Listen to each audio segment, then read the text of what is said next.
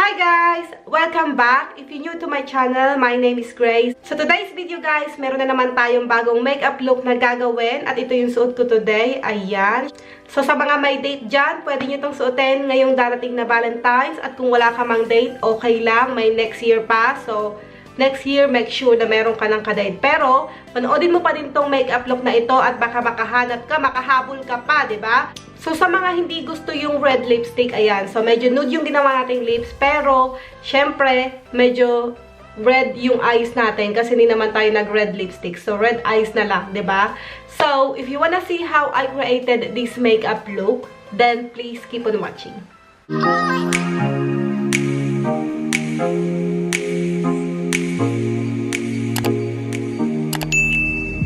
So, first, maglalagay lang ako ng moisturizer. I will be using itong The Ordinary Natural Moisturizing Factor. So, this is what it looks like. Imo-moisturize ko lang ang aking face para hindi magmukhang patchy yung foundation mamaya. Hindi na ako maglalagay ng primer, guys. Ito na lang yung gagamitin ko as moisturizer and primer na din. Okay, so next, maglalagay lang ako ng foundation. I will be using this e.l.f. foundation. Wala siyang pangalan, guys. Hindi ko alam kung bakit e.l.f. lang yung nakalagay dito sa packaging. Ano bang tawag dito? Sabi lang dito sa likod, it's oil-free and it has SPF 15. So, ayun lang. So, gagamit ako ng 2 pumps. Medyo may pink undertone tong foundation na to, guys. Hindi siya yellow undertone. So, pero ginagamit ko pa din siya kasi ayoko naman ding masayang itong foundation na to. Siyempre, mga Pinay may yellow undertone, diba? Pero ito kasing foundation na to, pink undertone siya. Pero, okay lang din. Ginagamit ko pa din siya. Yan. So, biniblend ko lang yung foundation ko using my damp sponge. Yan. As you can see, medyo maputi din siya sa akin. Pero, okay lang din yan. Ayan. So, ayan na yung foundation. So, next, maglalagay lang ako ng concealer. I will be using itong Revlon COLORSTAY Concealer. This is in the shade Medium Deep. So, ito yung itsura niya. So, i-highlight ko na din yung aking face, guys. Ito, yellow undertone tong concealer na to.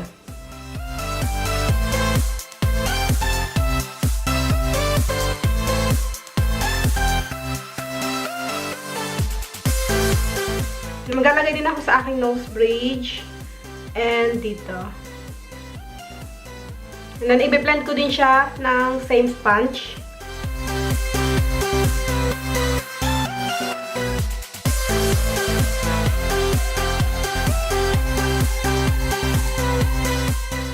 Madali lang i-blend itong concealer na to, guys. Maganda. So, ayan. Maglalagay na din ako sa aking eyelids, guys. Parang eyeshadow primer na din yan. Lagi ko naman ginagawa to. So, I much prefer using concealer kaysa sa eyeshadow primer.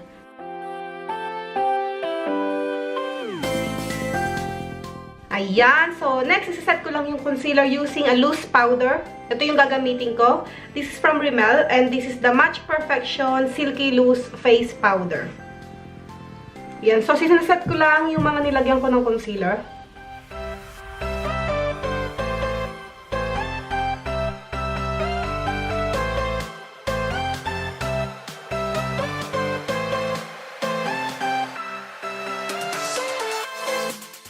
And then, for the rest of my face, ito yung gagamitin ko. This is the LA Girl Pro Face High Definition Matte Press Powder. Ang haba ng pangalan, di ba? Pahabaan ng pangalan ba to?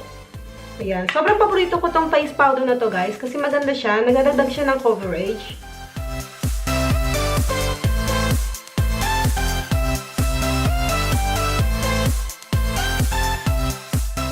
Ayan. So, next, maglalagay na ako ng kilay. So, ang pangkilay na gagamitin ko, another favorite to, guys. Ito yung LA Girl Brow Pomade. This is in the shade Dark Brown. So, ang ganda nitong brow pomade na to, guys. Sobrang creamy niya. Nasabi ko na siya dun sa, sa 2018 favorite. Sobrang ganda nito. So, I'm just going to do my eyebrows off camera and I'll be back. Hi, guys! I'm back and I'm done with my eyebrows. So, next, maglalagay na tayo ng eyeshadows. So, yung palette na gagamitin ko today, guys, is this one. Ito yung Revolution Light on the Dance Floor palette. So, ito yung itsura niya. And this is the Guest List palette. So, when you open it up, ayan yung itsura ng palette. Sobrang warm ng palette na to, guys. Okay, so first, kukuha lang tayo ng transition shade. At ang dami niyang pwedeng gamiting transition shade, diba? Ang dami dito. So, feeling ko gusto ko gamitin to. At may transition shade. Sobrang pigmented ng eyeshadow palette na to, guys. I mean, all Revolution palette, guys. Sobrang pigmented nila. So, ayan. Next, kukuha lang ako ng, parang gusto ko ng red na eyes. Kasi hindi ako mag-red lipstick. So, red eyes tayo. So, kukunin ko tong shade na to. At ilalagay ko siya sa aking eyelids. Actually, hindi siya sobrang red. Para lang siyang, medyo cranberry na color.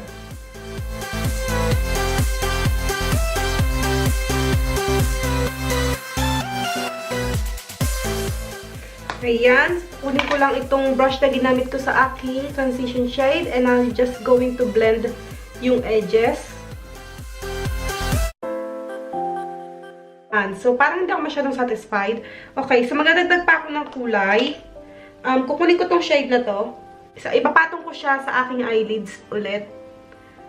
Para madagdagan yung kulay. Kasi parang hindi ako masaya dun sa unang shade na nilagay ko. O, diba? Ayan ang gusto ko, ganyang kulay.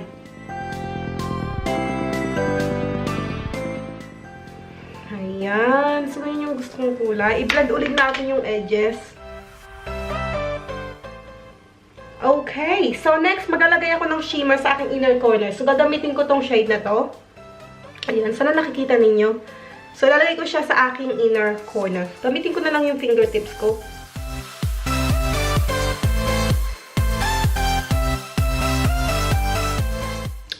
So, next, ilalagay ko tong shade na to sa aking lower lash line.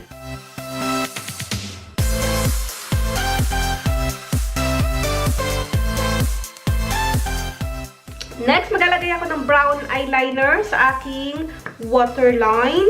So, this is from NYX, yung JOLIE gel pencil.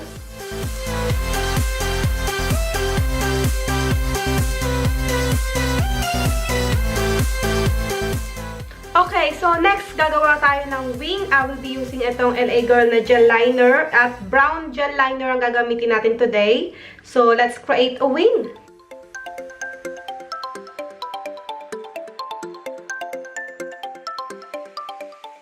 There you go, guys. So, next, ilalagay ko lang ang aking falsies and I'll be back.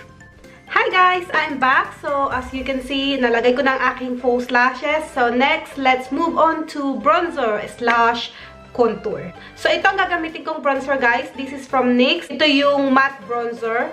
Ang shade is medium. So, ibabronze ko lang ang aking face / contour na din yan.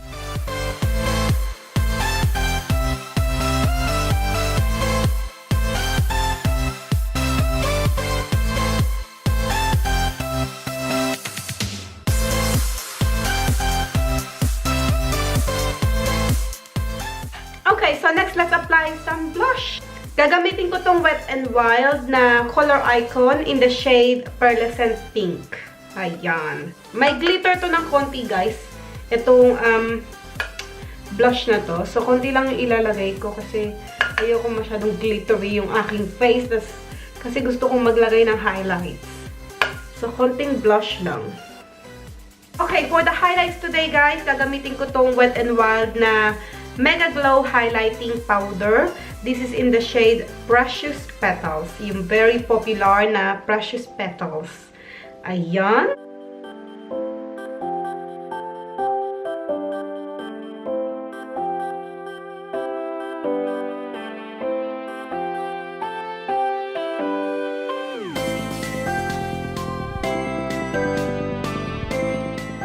Munti ko nang makalimutan, guys. Mag-a-apply ako ng mascara.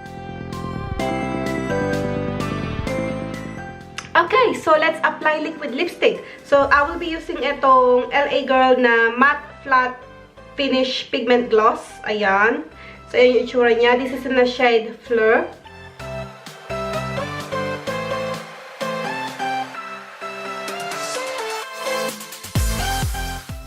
Sobrang streaky ng liquid lipstick talaga na to, guys.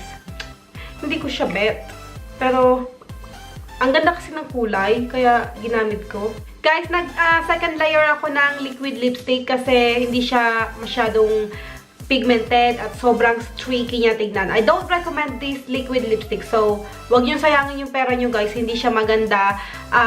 Magda-dry down siya as a matte finish, pero sobrang yung formula ng liquid lipstick na to, hindi siya maganda. Sinuot ko lang siya kasi gusto ko yung shade, pero hindi siya komportable sa lips, guys. So, I don't recommend this liquid lipstick. But anyway, I'm just going to finalize this makeup look and I'll be back.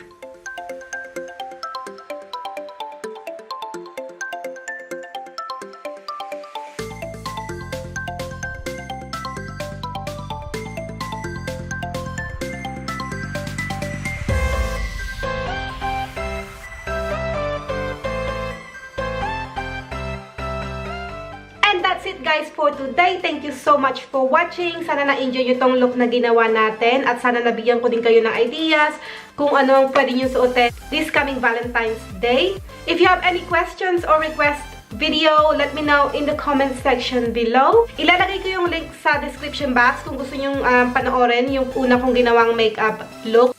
Lahat ng ginamit kong products, guys, ilalagay ko siya sa description box, so you can always check that out. And of course, lahat ng ginamit kong products are from the drugstores. So meaning, it's very affordable at madali lang siyang hanapin. But of course, you can always use your own makeup collections para mas mura, diba? So hindi ka nagagastos. Kung meron kang date this coming Valentine's, good luck. At kung wala ka namang date this coming Valentine's, okay lang yan, may next year pa. So, habol ka na lang next year, okay? At kung hindi ka pa nakasubscribe sa aking channel, just click the subscribe button down below. And I hope to see you on my next video. Bye!